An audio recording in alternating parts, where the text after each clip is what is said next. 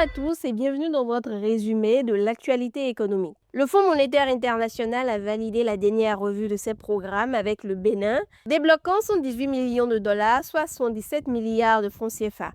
Le déficit est ramené à 3,1% du PIB, proche de la norme de l'UEMOA grâce à une meilleure mobilisation des recettes et une gestion budgétaire stricte. La croissance est attendue à 7,5% en 2025, parmi les plus fortes de la région. Les fonds soutiendront la balance des paiements, la protection sociale et la résilience climatique. Le FMI salue des réformes structurantes et appelle à poursuivre l'effort pour une croissance inclusive, portée notamment par le secteur privé et une dette mieux maîtrisée. Au Nigeria, la production électrique disponible est tombée à environ 4 300 MW fin février, faute d'approvisionnement suffisant en gaz pour les centrales thermiques.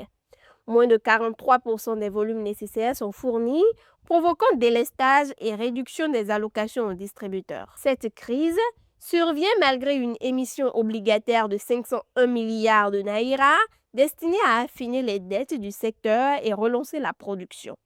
Le futur gazoduc Akaka, attendu en juillet 2026, doit améliorer l'acheminement du gaz vers le centre et le nord du Nigeria.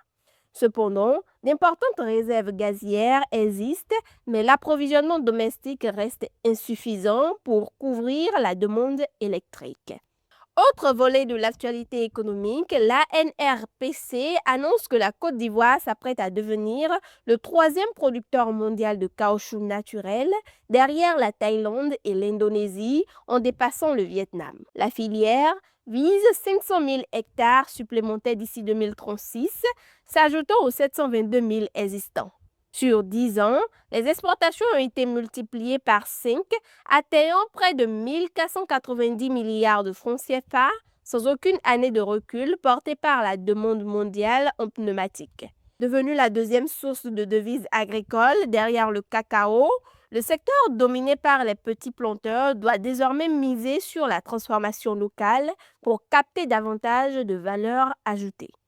Au Kenya, pour terminer, le projet d'irrigation de Kobongo, financé par la Hongrie, modernise le périmètre rizicole d'Aéro grâce à une station de pompage hybride solaire couvrant 400 hectares supplémentaires.